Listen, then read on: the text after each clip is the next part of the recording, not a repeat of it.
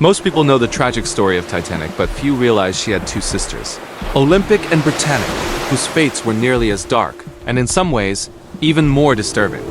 Together, these Olympic-class vessels formed a trio meant to dominate the Atlantic. Instead, they became surrounded by accidents, suspicion, secrecy, and events that historians still struggle to fully understand. Tonight, we uncover the hidden history of the ships that shared Titanic's bloodline. Subscribe for more forgotten truths rising from the deep. The story begins with White Star Line's ambition in the early 1900s. Determined to outmatch its rival Cunard, the company commissioned three nearly identical giants, Olympic, Titanic, and Britannic. On paper, they were engineering marvels, massive, luxurious, and supposedly unsinkable. But from the moment they entered service, strange incidents plagued the class. Accidents, collisions, unexplained failures, and wartime tragedies surrounded the ships in ways no company wanted to publicize. RMS Olympic, the eldest sister, launched first in 1910. She was celebrated as the world's largest passenger ship, a floating palace of Edwardian confidence.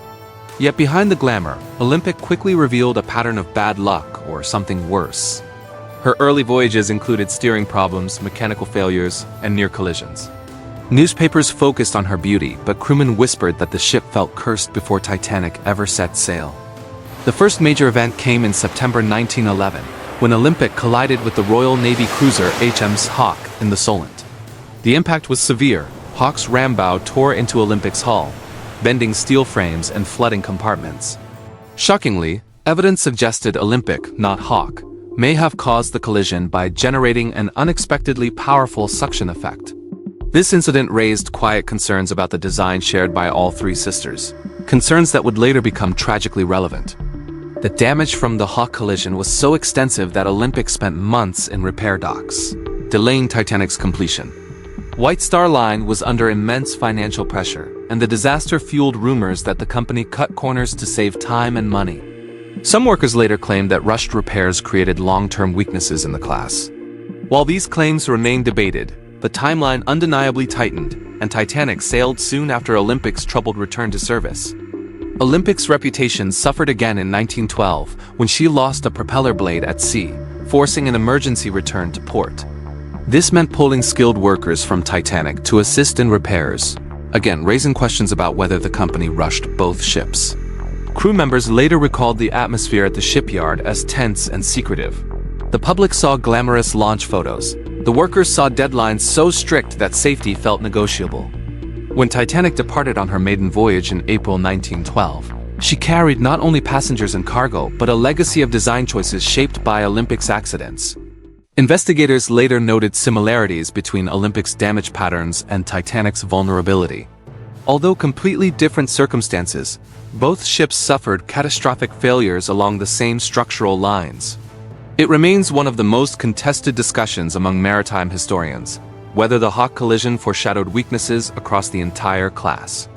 After Titanic's sinking, public trust in the sisters collapsed. White Star Line tried desperately to distance Olympic and Britannic from the disaster, launching campaigns to portray them as safe and improved. Yet behind closed doors, inspectors discovered issues in their watertight door systems, lifeboat capacity, and compartment layouts. Olympic underwent major structural modifications, changes that would have been impossible to complete before Titanic sailed. These uncomfortable facts were rarely advertised. Then came Britannic, the youngest sister. Launched in 1914, she was meant to be the safest ship ever built. Titanic's lessons were applied to her design, giving her stronger bulkheads, improved watertight compartments, and a double hull. Many believed Britannic would finally redeem the Olympic-class name. But the outbreak of World War I changed everything. Instead of a luxury liner, she became a hospital ship, and her fate would soon become even darker than Titanic's. Britannic entered service in a world at war, sailing through waters filled with mines, submarines, and shifting alliances. Despite her reinforced structure, she faced dangers far beyond those encountered by her sisters. Crew members described an uneasy feeling aboard her, an awareness of Titanic's ghost and Olympic's failures. Some said the ship felt unnaturally confident, as if daring fate to test her. But her worst moment approached faster than anyone anticipated. On the morning of November 21, 1916, Britannic sailed through the Chaos Channel in the Aegean Sea. The sun had just risen, casting soft light across calm water, conditions eerily similar to Titanic's final night. Suddenly, an explosion ripped through her hull.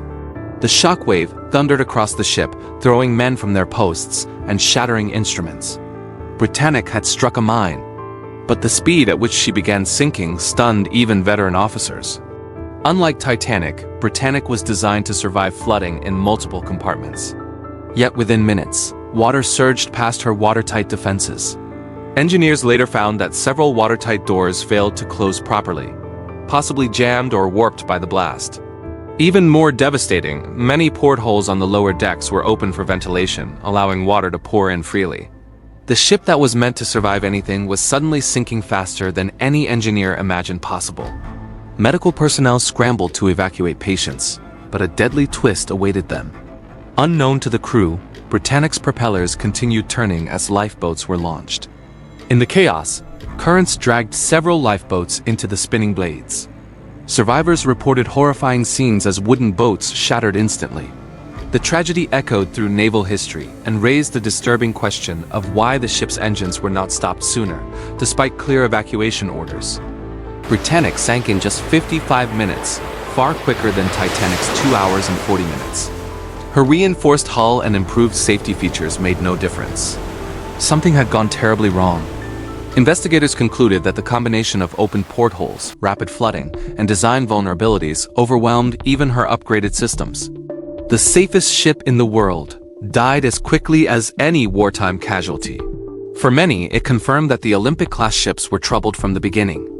But the sisters' secrets didn't end with Britannic's loss. After Titanic sank and Britannic was destroyed, Olympic carried the burden of keeping the class alive. For a time, she did. But her record remained shadowed by misfortune. In 1915, during wartime service, she accidentally rammed and sank a German U-boat. Although Olympic's crew celebrated, others saw the incident as yet another chapter in her strange and deadly provenance. Olympic's wartime service was filled with close calls. She dodged torpedoes, survived near misses, and inspired sailors to give her the nickname Old Reliable. But privately, officers admitted they found the ship unpredictable. She shuddered violently in certain seas, reacted strangely to steering inputs, and developed mechanical issues that seemed unrelated to weather or wear. These quirks made some speculate that the entire class suffered from hidden design tensions never fully acknowledged by White Star Line. After the war, Olympic returned to civilian service, but her darker mysteries resurfaced. During one voyage in 1924, a sudden vibration shook the ship so violently that passengers panicked. Crew members later discovered damage to internal structures, though no external impact had occurred. Some engineers believe this resulted from lingering stresses dating back to the Hawke collision over a decade earlier, stresses that may have influenced Titanic's vulnerability as well. Then there was the persistent rumor whispered among shipyard workers that the Hawke collision had weakened Olympic so severely that repairs were far more extensive than the public realized. Some workers claimed structural plates were bent in ways that required replacements too costly and time-consuming for the company. These rumors later inspired the infamous switch theory, a conspiracy claiming Titanic and Olympic were secretly swapped. While historians dismiss it today, the rumor grew because White Star Line hid so many details. The truth wasn't a grand conspiracy, but it was still uncomfortable. White Star Line did conceal the full cost and scale of Olympic's repairs, fearing public backlash and financial ruin. This secrecy created a fertile environment for speculation. When Titanic sank, many found it easier to believe in cover-ups than coincidences. The sisters' shared design flaws, similar damage patterns, and repeated tragedies only deepened the public's suspicion. Olympic continued sailing through the 1920s and early 1930s, but her career gradually faded. Passengers preferred newer liners, and economic depression strained White Star's finances. Meanwhile, Olympic appeared increasingly outdated. She suffered minor collisions, mechanical failures, and even a fire aboard, incidents rarely reported in newspapers. By the time she was retired in 1935, the once glamorous flagship had become a relic haunted by the shadows of her sister's fates. While Olympic aged into peacetime obscurity, interest in her sisters only grew stronger. Titanic's wreck remained undiscovered, fueling endless speculation about what truly happened that night. Britannic's sinking, though better understood, left lingering doubts about design promises that failed spectacularly. Maritime historians began comparing the three tragedies, noticing patterns suggesting systemic issues, not random bad luck. Every major incident involved flooding in key compartments, unexpected structural failures, or misleading assumptions about the ship's resilience. Survivors from Britannic often remarked that the ship seemed determined to overturn the narrative created after Titanic's disaster. They said Britannic felt overconfident, a ship built to prove a point rather than simply excel at her task. She had stronger bulkheads, more lifeboats, and additional safety equipment, yet none of these saved her. Her rapid sinking raised the eerie possibility that no amount of reinforcement could overcome deeper design weaknesses baked into the class's DNA. One of the most controversial questions involves Britannic's exploding forward boilers. Though officially attributed to cold seawater flooding the boiler rooms rapidly, several crew members described hearing a second blast deeper inside the ship. Theories range from collapsing bulkheads to steam pressure failures triggered by the mine. While not supernatural, the event remains scientifically puzzling. Similar unexplained sounds were reported during Olympic's earlier accidents, suggesting that stress-related failures may have been common but unreported. Another strange detail lies in Britannic's angle of descent. Underwater exploration shows she settled on the seabed with surprising symmetry, her bow crumpled but her hull relatively intact compared to Titanic. This indicates she sank almost gracefully, a disturbing contrast to the chaos experienced above deck. The difference highlights how the same class could fail in dramatically different ways depending on circumstance, yet each failure was total, swift, and unforeseen by designers who guaranteed near invincibility. Olympic's longevity might seem to contradict this pattern, but many historians argue she survived simply because she avoided certain deadly combinations. Olympic never struck an iceberg at speed, never hit a mine, and never underwent major flooding in multiple compartments. In other words, she was fortunate, not flawless. Internal documents from her inspections reveal constant concerns about rivet strength, hull stress, and long-term metal fatigue. These issues, minor individually, could have become catastrophic under harsher circumstances. Ironically, Olympic's greatest claim to fame, her wartime service, may also reveal a hidden truth. Ships operating under combat conditions accumulate stress and microscopic damage that can shorten their lifespan. Olympic's structure endured torpedo near misses, extreme weather, and emergency maneuvers.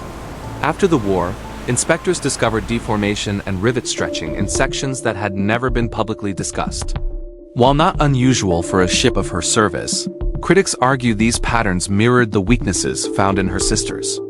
When scrap workers dismantled Olympic in the 1930s, they were shocked by what they found. Several internal braces were distorted, some beams showed signs of previous impacts, and certain compartments exhibited wear far beyond what official records suggested. Workers were told not to speak to the press, but some did, sparking whispers that even Olympic had lived with structural compromises throughout her career. These revelations added fuel to the belief that White Star Line downplayed deeper issues. Titanic's sinking put intense scrutiny on the entire class, particularly the steel used in construction. Later metallurgical tests revealed that some of the steel became brittle in cold temperatures, an issue not fully understood at the time. While not the sole cause of Titanic's demise, this characteristic likely worsened the damage. Olympic and Britannic shared the same type of steel, raising unsettling questions about how each ship might have responded under similar cold water stress. Equally concerning was the rivet quality. Titanic's forward hull was held together partly by wrought iron rivets, which could shear off under high stress. While Olympic and Britannic used similar construction methods, White Star Line rarely disclosed which sections used stronger steel rivets and which relied on iron. Investigators later suggested that cost-saving choices may have played a role. Though not sabotage, these decisions reveal the tension between safety and profit in the shipyard era. Safety systems also tell a troubling story. Titanic famously lacked enough lifeboats due to outdated regulations, and Olympic initially carried a similar configuration. Britannic corrected this by adding more lifeboats, yet her evacuation still turned deadly when the turning propellers shredded several boats. This tragedy wasn't caused by negligence but by the complexity of ship behavior during flooding. The disaster showed that even improved safety standards could be disastrously insufficient when reality deviated from expectations. Britannic's wreck provided important clues about the final moments of the ship. When Jacques Cousteau first explored the wreck in 1975, he found her lying on her side in surprisingly good condition, almost as if she had settled gently rather than fractured violently. This contradicted the assumption that hospital ships struck by mines would break apart. The discovery forced historians to reconsider what truly caused her rapid sinking, raising new questions about the hydraulic and structural systems that failed almost instantly. Cousteau's dive also revealed something unnerving. Several watertight door frames appeared warped, as if metal had bent inward under extreme pressure. This suggested that water did not simply flood from a single breach, but surged through connected compartments in unexpected ways. Although war damage can behave unpredictably, the discovery hinted at a weakness in how the Olympic-class ships managed internal pressure during flooding, a flaw that might have gone unnoticed until tested by extreme conditions. Britannic's design incorporated heavier bulkheads and improved cross-flooding arrangements, intended to stabilize the ship during emergencies. Yet these very systems may have accelerated her demise. Investigators noted that once water entered key compartments, it moved through the ship rapidly and uncontrollably. The cross-flooding meant to prevent capsizing instead allowed huge volumes of water to equalize inside the hull, overwhelming pumps and minimizing the time available for evacuation. Safety improvements, tragically, became vulnerabilities. Titanic's discovery in 1985 provided additional data to compare the sisters. Her hull lay in two major pieces, separated by hundreds of meters. The break pattern showed signs of structural weakness near the expansion joints, areas also identified as vulnerable on Olympic. Engineers had warned that large ships required flexible joint systems to absorb stress from waves.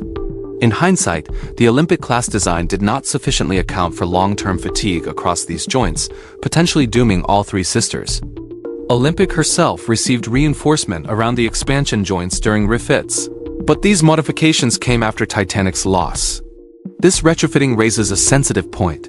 Had Titanic sailed later, she might have benefited from upgrades inspired by Olympic's wear and tear. Instead, Titanic entered service with structural features that were already under review. The timing was cruelly ironic, suggesting the class's design evolution was reactive, not proactive, learning from each tragedy only after lives were lost. One reason the sisters shared hidden weaknesses was the sheer scale of ambition behind them. At the time, no passenger ships had been built so large. Engineers relied on scaling principles rather than prior experience, assuming that structural patterns from smaller vessels would simply expand proportionally. But scale introduces stresses not visible on smaller ships. The Olympic-class vessels often flexed and twisted in rough seas more dramatically than expected, a behavior poorly understood until decades later.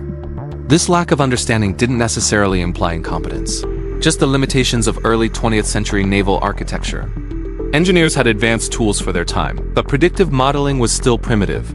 Much of shipbuilding relied on the intuition of master craftsmen rather than scientific testing. As a result, the Olympic-class vessels were revolutionary but experimental. Their flaws were not fully visible until real-world conditions exposed them through catastrophe after catastrophe. Adding to the mystery was White Star Line's obsession with maintaining public confidence. After Titanic sank, the company faced enormous scrutiny, lawsuits, and financial pressure. To protect its reputation, it often minimized accidents aboard Olympic and downplayed concerns about the class's safety. Newspaper coverage emphasized success stories while quietly ignoring incidents that hinted at deeper issues. This selective transparency kept passengers comfortable, but hindered engineers from openly addressing systemic problems. Still, whispers persisted among sailors and shipyard workers. Some crew members believed the class was overbuilt yet underprotected, meaning the ships were massive and luxurious, but lacked robustness in certain critical areas. Others described strange vibrations, unexplained shudders, and occasional metallic groans heard deep within the hull, noises attributed to natural flexing but unsettling for those who understood the ship's structural limits. These accounts, though anecdotal, added an eerie dimension to the sisters' reputations. Over time, the legend of the cursed trio took shape, not as a supernatural myth, but as a metaphor for the unforeseen consequences of rapid technological ambition. The ships were born in an era obsessed with speed, luxury, and national prestige. Everything about them pushed the limits of contemporary engineering. Their tragedies revealed the risks of pushing too far, too fast. They embodied both the brilliance and fragility of early 20th century innovation, a duality still felt in maritime history today.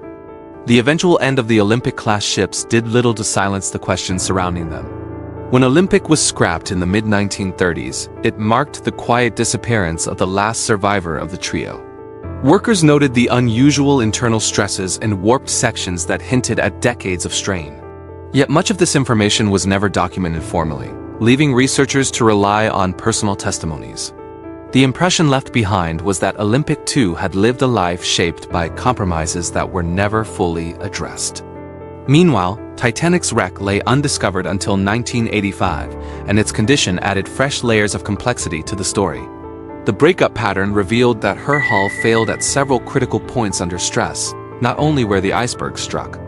These structural failures aligned with concerns engineers had long suspected about the class, that under intense load, the ship's enormous frames could not always distribute force evenly. Titanic's final plunge exposed vulnerabilities invisible during her brief service. Britannic's rediscovery only deepened the mystery. Her relatively intact hull suggested an entirely different mode of structural failure, one driven not by gradual flooding but by overwhelming pressure and rapid destabilization. Despite her enhanced safety features, the youngest sister succumbed even more quickly than Titanic. The contrast between the two wrecks, combined with Olympic's long but troubled career, created a pattern that modern historians still struggle to fully reconcile. The same design produced three dramatically different, yet equally unsettling outcomes. What becomes clear, looking at all three sisters, is that the Olympic-class ships existed during a transitional moment in maritime engineering, an era when ambition outpaced technology. Shipbuilders understood luxury, speed, and scale, but the science of stress distribution, metal fatigue, and catastrophic failure modes was still developing. Each tragedy acted as an unintended experiment, revealing flaws in real time. The ships became lessons written in steel and seawater, warnings about the cost of pushing innovation without complete scientific understanding. Yet despite the tragedies, the sisters also played important roles in maritime history. Olympic transported hundreds of thousands of passengers safely and served bravely during World War I. Titanic reshaped global safety regulations, leading to the establishment of modern lifeboat laws, radio protocols, and ice patrols. Britannic served wounded soldiers with dignity until her final moments. Their contributions are undeniable, even as their stories remain shadowed by the darker truths buried beneath their decks. Today, divers exploring Britannic's wreck describe an atmosphere unlike any other, quiet, serene, yet heavy with memory. The ship rests on her side, her once bright hospital markings still faintly visible. It's as if time froze the moment she touched the seabed. The silence of her corridors stands in stark contrast to the chaos that unfolded above. Her stillness serves as a haunting reminder of a ship that was meant to be unsinkable, undone by forces its designers couldn't fully predict. Titanic's wreck, split in two and resting in eternal darkness, continues to reveal new details as technology advances. Each expedition uncovers subtle evidence: rivets sheared under abnormal strain, brittle fractures along critical seams, and collapsed sections that reflect the immense stresses of her final plunge. These details demonstrate that her sinking was not only a human tragedy, but a structural failure that continues to teach engineers more than a century later about materials, cold water physics, and design limits. Olympic's absence, the only sister not preserved underwater, leaves a unique void. Her dismantling erased the opportunity for modern analysis that might have clarified lingering questions. All that remains are photographs, fragments, and the memories of those who served aboard her. In many ways, Olympic's destruction symbolizes the end of an era, leaving historians to piece together the truth using secondhand evidence rather than a preserved relic. Her missing hull is a mystery in itself. Taken together, the stories of Olympic, Titanic, and Britannic reveal a profound truth. Great engineering achievements often come with hidden costs. The Olympic-class ships were marvels of their time, yet their lives were shaped by overconfidence, rushed timelines, and incomplete scientific understanding. Their tragedies were not the result of a curse, but of human ambition colliding with the unpredictable forces of nature. Their history is as much a cautionary tale as it is a technological milestone. The dark secrets of Titanic's sister ships are not supernatural. They are the shadows cast by an age racing toward modernity. Beneath the elegance of their design lay flaws waiting to be exposed. Behind their triumphs lurked pressures no engineer had yet learned to predict. The trio's legacy endures not just in museums or documentaries, but in every safety regulation shaped by their fates. Together, they remind us that progress often demands a price, and the ocean always collects its debt.